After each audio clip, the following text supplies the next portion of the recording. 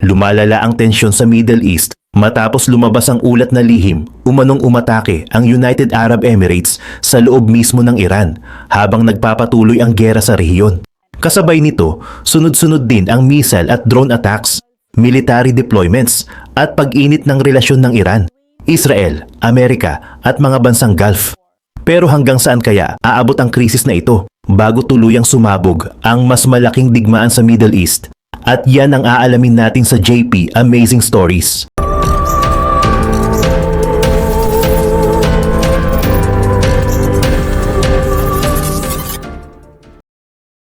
Tahimik ang sitwasyon sa Middle East matapos ang ilang linggong sunod-sunod na missile strikes at air raids sa pagitan ng Iran, Israel at Amerika.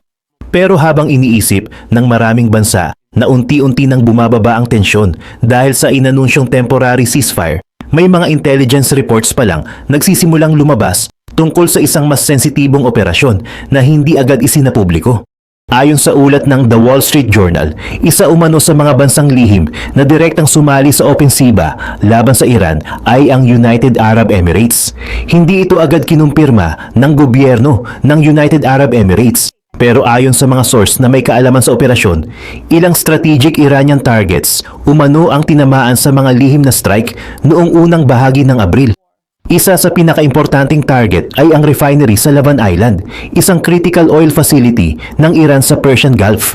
Habang abala noon ang international media sa pagtutok sa kilos ng Amerika at Israel, tahimik umanong kumikilos ang United Arab Emirates sa likod ng mga eksena. Hindi agad malinaw kung gaano kalawak ang operasyon, pero nang magsimulang lumabas ang mga reports tungkol sa pagsabog at sunog sa ilang Iranian oil installations, nagsimulang magduda ang mga analysts na may ibang bansang tumutulong na rin sa opensiba. Lalong naging kontrobersyal ang sitwasyon nang aminin mismo ng Iran na may enemy attack na tumama sa Lavan Island Refinery. Hindi nila agad pinangalanan kung sino ang responsable. Pero ilang araw matapos ang insidente, nagkaroon ng panibagong barrage ng drones at missiles laban sa United Arab Emirates at Kuwait. Dito, nagsimulang lumakas ang haka-haka na may direktang koneksyon ang Emirates sa mga pag-atake. Sa loob ng United Arab Emirates, ramdam na rin noon ang epekto ng giyera. Ilang airports ang naapektuhan dahil sa airspace restrictions, habang nag-aalala naman ang mga negosyante sa posibleng pagputol ng shipping routes sa Strait of Hormuz. Ang rehiyong ito kasi ang isa sa pinakamahalagang daanan ng langis sa buong mundo. Kapag tuluyang nagsara ang ruta, posible itong magdulot ng malaking epekto sa pandaigdigang ekonomiya. Habang patuloy ang mga tensyon, may mga ulat din na tahimik umanong sinuportahan ng Amerika ang paglahok ng United Arab Emirates sa opensiba. Ayon sa ilang source, gusto umano ng Washington na mas maging aktibo ang mga Gulf countries sa pagharap sa Iran. Pero para sa United Arab Emirates, hindi na lang ito simpleng pakikisama sa kaalyado. Para sa kanila, direktang usapin na ito ng seguridad, ekonomiya at survival ng kanilang bansa. Sa mga sumunod na araw, lalong dumami ang mga tanong. Gaano kalawak ang lihim na operasyon ng United Arab Emirates? Ilang strike pa ba ang hindi isinapubliko? At hanggang saan handang lumaban ang Emirates habang lumalalim ang giyera sa Middle East? Habang patuloy ang pagkalat ng balita tungkol sa lihim na operasyon laban sa Iran, mas unti-unti ring lumalabas kung bakit tila nagdesisyon ang United Arab Emirates na direktang sumabak sa giyera. Sa loob ng maraming taon, mas kilala ang United Arab Emirates bilang sentro ng negosyo, turismo at international trade sa Middle East. Pero nang magsimula ang malawakang tensyon sa pagitan ng Iran, Israel at Amerika, mabilis ding naging target ang mismong ekonomiya ng Emirates. Isa sa pinakaunang tinamaan ay ang mga energy infrastructures malapit sa Fujairah at iba pang strategic coastal facilities. Ilang drone at missile attacks ang umano'y tumama sa mga lugar na konektado sa oil storage at shipping operations. Kahit may malalakas na air defense systems ang United Arab Emirates, hindi lahat ng projectiles ay agad napigilan. Sa ilang video na kumalat online, makikita ang makakapal na usok at apoy mula sa ilang industrial zones habang nagkakagulo ang mga emergency responders. Dahil dito, nagsimulang maapektuhan ang isa sa pinakamahalagang pundasyon ng ekonomiya ng United Arab Emirates, ang oil trade at international logistics. Ilang airlines ang napilitang kanselahin ng flights dahil sa banta ng missile attacks. Nagkaroon din ng takot sa Strait of Hormuz matapos magsulputan ang intelligence warnings tungkol sa posibilidad ng mas malawak na maritime conflict. Kapag nagsara ang naturang ruta, malaking porsyento ng global oil supply ang maaapektuhan. Sa Dubai at Abu Dhabi, ramdam din ng publiko ang tensyon. Tumaas ang security alert level sa mga airports, ports, hotels at government buildings. Ilang foreign companies ang pansamantalang nagbawas ng operasyon habang may mga expatriates namang naghahanda sakaling lumala pa ang sitwasyon. Sa social media, mabilis kumalat ang mga videos ng air defense interceptions habang may mga residente na nagkukwento tungkol sa malalakas na pagsabog sa kalangitan tuwing gabi. Pero higit sa lahat, ang pinakamalaking concern ng United Arab Emirates ay ang posibilidad na tuluyang bumagsak ang kumpiyansa ng international investors. Bilang isa sa pinakamalalaking financial hubs sa Middle East, malaking banta sa Emirates ang anumang instability sa rehiyon. Unti-unting nabuo sa loob ng kanilang military at political leadership ang paniniwalang hindi sapat ang puro depensa lamang habang patuloy ang pressure mula sa Iran. Ayon sa ilang analysts, dito nagsimulang magbago ang postura ng United Arab Emirates. Mula sa pagiging tahimik at maingat na observer ng gera, naging mas agresibo ang kanilang approach sa regional security. Sa halip na hintayin lamang ang susunod na missile barrage, mas naging bukas umano ang Emirates sa ideya ng direct military response laban sa mga target sa loob mismo ng Iran. Kasabay nito, mabilis ding pinalakas ng United Arab Emirates ang koordinasyon nito sa Amerika at Israel. Dumami ang reports tungkol sa intelligence sharing, radar coordination at integrated air defense operations. Habang lumalalim ang tensyon, malinaw na unti-unti nang nagbabago ang papel ng United Arab Emirates sa Middle East mula sa economic powerhouse tungo sa isang bansang handang gumamit ng puwersang militar para protektahan ang sarili nitong interes. Habang tumitindi ang pressure sa Gulf region, isang malaking insidente ang biglang naging sentro ng usapan sa international intelligence community.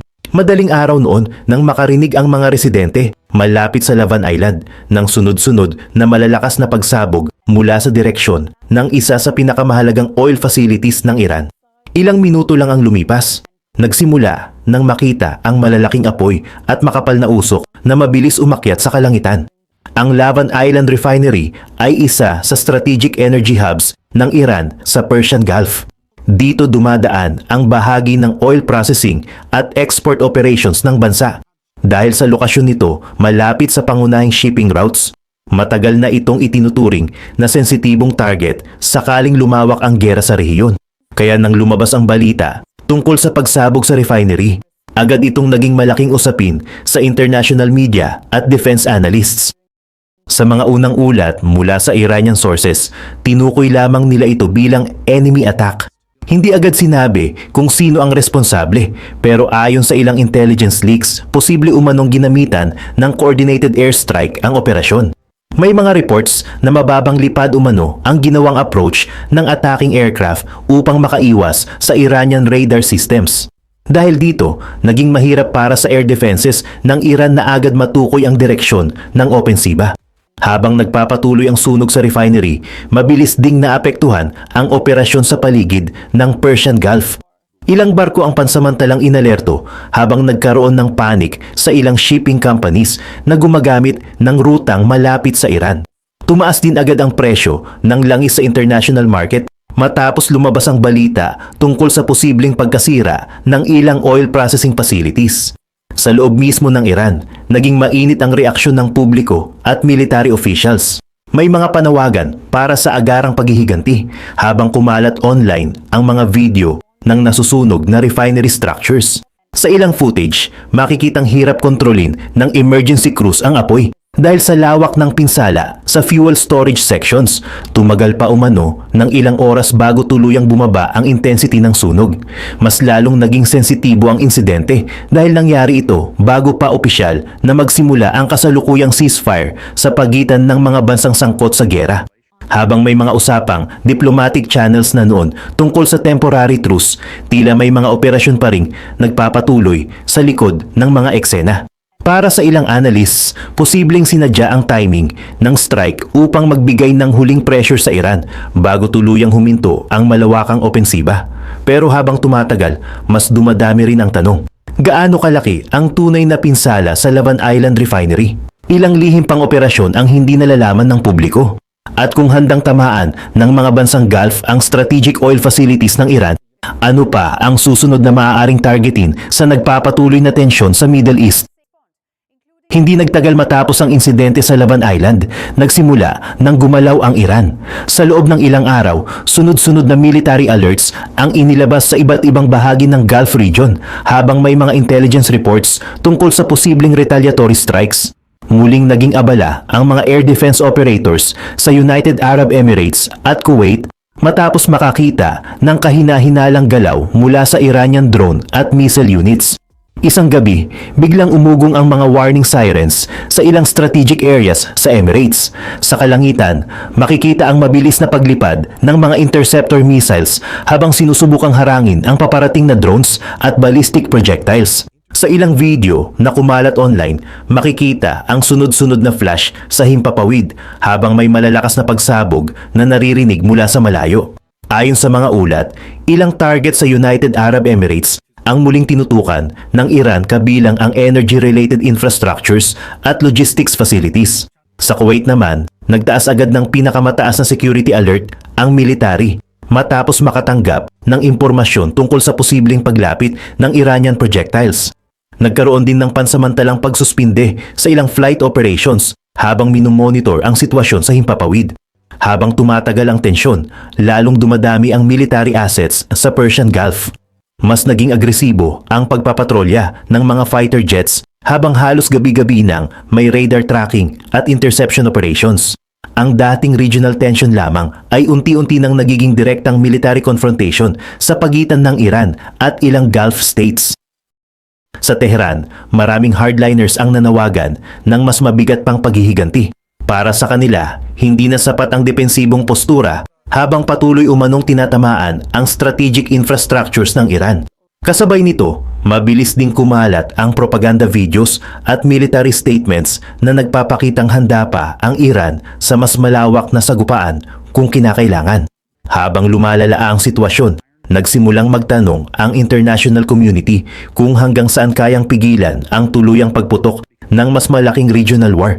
Dahil sa lawak ng mga bansang posibleng madamay, maraming analysts ang natakot na baka hindi na makontrol ang susunod na yugto ng tensyon sa Middle East.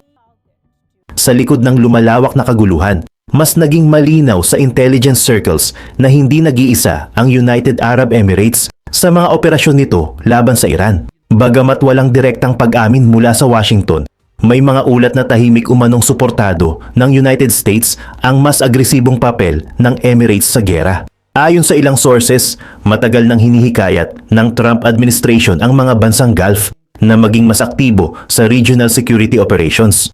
Para sa Amerika, mahalagang hindi lamang sila at Israel ang direktang humaharap sa Iran habang patuloy ang tensyon sa Middle East. Kaya nang magsimulang kumilos ang United Arab Emirates, hindi umano ito sinalungat ng Washington. Sa mga military base sa rehiyon, dumami rin ang koordinasyon sa pagitan ng American forces at Gulf allies. May mga reports tungkol sa shared radar data, intelligence monitoring, at synchronized air defense systems. Habang tumitindi ang drone at missile attacks ng Iran, naging kritikal ang mabilis na palitan ng impormasyon sa pagitan ng mga bansang magkakampi. Kasabay nito, mas naging aktibo rin ang presensya ng US Navy sa Persian Gulf. Ilang aircraft carriers, destroyers at reconnaissance aircraft ang patuloy na nagpapatrolya sa mga sensitibong ruta malapit sa Strait of Hormuz. Araw-araw, halos may military aircraft na lumilipad sa rehiyon habang binabantayan ang galaw ng Iranian missile units at naval forces. Pero kahit may suporta mula sa Amerika, hindi pa rin naging madali ang sitwasyon para sa United Arab Emirates. Habang lumalalim ang partisipasyon nito sa giyera, tumataas din ang panganib na lalo silang targetin ng Iran. May mga analysts na nagsasabing kapag tuluyang naging lantaran ang military alliance, ng United Arab Emirates at Israel laban sa Tehran. Posible itong magdulot ng mas malawak pang destabilization sa Gulf region. Sa kabila nito, tila malinaw na para sa Washington at Abu Dhabi na hindi na sapat ang simpleng depensa lamang. Habang nagpapatuloy ang tensyon, unti-unti nang nabubuo ang isang bagong security structure sa Middle East kung saan mas direktang kumikilos ang mga Gulf states sa mga regional conflicts. Habang abala ang buong mundo sa tensyon sa Middle East, tahimik namang binabago ng United Arab Emirates ang imahe nito sa international stage. Dati, mas kilala ang bansa bilang sentro ng turismo, luxury business at modernong infrastruktura. Pero sa likod ng matataas na gusali at malalaking financial districts, matagal nang nagpapalakas ng military capability ang Emirates. Sa nakalipas na mga taon, bilyong dolyar ang inilaan ng United Arab Emirates para sa modernization ng kanilang armed forces. Bumili sila ng advanced fighter jets, long-range radar systems, air defense networks, at high-tech surveillance equipment mula sa iba't ibang Western countries. Isa sa mga pangunahing layunin nila ay siguraduhin kayang depensahan ng bansa ang sarili nito laban sa anumang regional threat. Malaki rin ang naging focus ng United Arab Emirates sa air power. Patuloy nilang pinalakas ang kanilang air force gamit ang modernized aircraft at integrated combat systems. Kasabay nito, nag-invest din sila sa advanced drone technology at missile interception capability dahil sa lumalaking banta mula sa Iran at iba pang armed groups sa rehiyon. Bukod sa depensa, naging agresibo rin ang United Arab Emirates sa pagpapalawak ng impluwensya nito sa iba't ibang conflict zones. Nagkaroon sila ng military involvement sa Yemen, Libya at Sudan habang unti-unting pinapakita na handa silang gumamit ng puwersang militar para protektahan ang kanilang strategic interests. Habang nagpapatuloy ang giyera laban sa Iran, lalo ring napansin ng international observers ang mabilis na pag-angat ng United Arab Emirates bilang isa sa pinakamakapangyarihang military players sa Gulf region. Hindi na lamang sila simpleng economic powerhouse. Unti-unti na rin silang nagiging sentro ng advanced security operations sa Middle East. Pero kasabay ng pagtaas ng kanilang military influence ay ang pagtaas din ng panganib. Habang mas lumalakas ang papel ng United Arab Emirates sa mga regional conflict, mas lumalaki rin ang posibilidad na lalo silang masangkot sa mga susunod pang giyera sa rehiyon. At habang lumalalim ang tensyon sa pagitan ng Iran at mga Gulf allies ng Amerika, marami ang naniniwalang hindi pa tapos ang tunay na laban sa Middle East. Habang tumitindi ang missile at drone attacks sa Gulf region, nagsimulang lumabas ang mga ulat tungkol sa mas malalim na koordinasyon sa pagitan ng United Arab Emirates at Israel. Isa sa pinakapinag-usapang development noon ay ang umano'y pag-deploy ng Iron Dome air defense system sa Emirates habang kasagsagan ng giyera laban sa Iran. Ayon sa ilang reports, may kasamang Israeli operators at technical personnel ang deployment upang tiyaking mabilis na ma-integrate ang sistema sa existing radar network ng United Arab Emirates. Dahil sunod-sunod ang drone at missile threats mula sa Iran, naging mahalaga para sa Emirates ang pagkakaroon ng mas advanced na interception capability. Sa ilang gabi ng matinding alerto, may mga residente sa United Arab Emirates na nakakita ng mabilisang interceptions sa himpapawid habang nagliliwanag ang kalangitan dahil sa mga sumasabog na projectiles. Unti-unting naging malinaw na hindi na simpleng diplomatic partnership lamang ang relasyon ng United Arab Emirates at Israel. Nagiging aktibo na rin ito sa military at security cooperation. Mas lalong lumakas ang usap-usapan matapos lumabas ang impormasyon tungkol sa direktang komunikasyon umano nina Israeli Prime Minister Benjamin Netanyahu at United Arab Emirates President Mohammed bin Zayed o MBZ. Ayon sa ilang Israeli officials, personal umanong nag-usap ang dalawang leader tungkol sa pagpapadala ng additional interceptors at defensive systems sa Emirates. Para sa Israel, mahalaga ang United Arab Emirates bilang strategic partner sa Gulf region. Para naman sa Emirates, malaking advantage ang access sa Israeli military technology, lalo na sa panahon ng lumalalang regional conflict. Sa gitna ng giyera, parehong bansa ang may iisang concern: kung paano pipigilan ng Iran na mas mapalawak pa ang impluensya at military pressure nito sa Middle East. Habang lumalalim ang partnership na ito, marami ring bansang Arab ang tahimik na nagmamasid. May ilan na suportado ang mas malapit na relasyon, laban sa common threats. Pero mayroon ding nag-aalala na baka lalo lamang nitong painitin ang sitwasyon sa rehiyon. Hindi bago sa United Arab Emirates ang paggamit ng military force sa labas ng sariling teritoryo. Bago pa man lumala ang tensyon laban sa Iran, matagal nang aktibo ang Emirates sa iba't ibang conflict zones sa Middle East at North Africa. Sa Yemen, naging malaking bahagi ang United Arab Emirates ng military coalition laban sa Houthi rebels. Nag-deploy sila ng ground troops, armored vehicles, attack helicopters at air support sa iba't ibang operasyon. Dito mas lalong nasubukan ang kakayahan ng kanilang military sa tunay na combat environment. Sa Libya naman, ilang ulit na naiugnay ang United Arab Emirates sa suporta sa iba't ibang armed factions habang nagpapatuloy ang civil war sa bansa. Gumamit umano sila ng drones, surveillance assets at military logistics upang palakasin ang impluensya nila sa rehiyon. Kahit maraming operasyon ang hindi direktang inaamin, madalas na lumalabas ang pangalan ng United Arab Emirates sa international intelligence reports.